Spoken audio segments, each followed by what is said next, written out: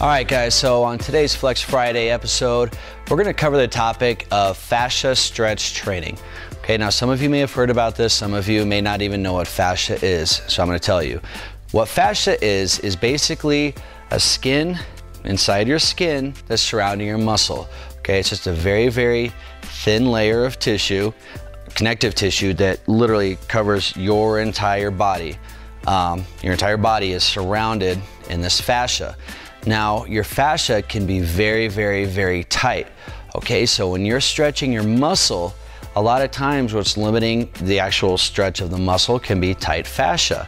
So what we can do to stretch that fascia and why we want to stretch that fascia is to give your muscle room to grow. A lot of times that can be one of the limiting factors in how big your muscle can actually get, because if your fascia is so tight, your muscle just can't physically expand to break through that. Now, this is a very kind of new school way of thinking as far as muscle building. Actually, it's new school, but this is something that I would say they did way back in the day in Arnold's era, but has since been forgotten and is starting to kind of come back around, because all those guys back then used to really, really focus on stretching, extreme stretching, and obviously, I mean, you know, everyone knows how their gains were, and that was kind of forgotten for a while, and now it's starting to come back around with a few other new school modalities, and I'm going to show them to you here right now.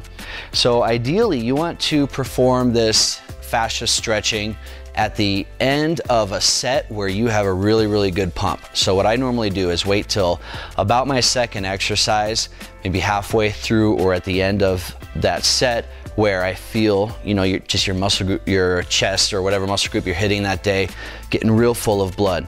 So for example, we're gonna be hitting flies here. Okay, so pretend that I just hit failure on flies, okay? So doing my set here, my chest is all pumped up, full of blood. Now I'm ready to help stretch the fascia, okay? Now, if this is your first time doing this, or if you're particularly tight, I recommend getting a ball like a tennis ball, or a lacrosse ball like this one, or even a softball, and rolling the chest out before you actually start stretching it to any extreme. So there's a couple ways you can do this.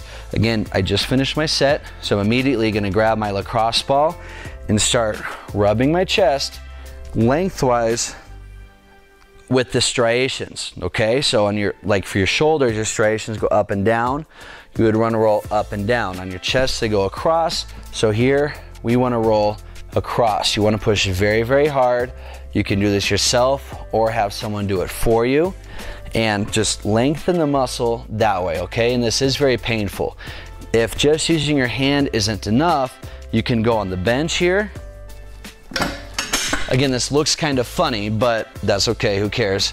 We're gonna put it on here, the bench here, and then just rub your chest on that ball, okay? And this is gonna help break up that tight connective tissue that we all have. Now, once you've done this for maybe a week or two, okay, that's already gonna help loosen up a lot of this fascia.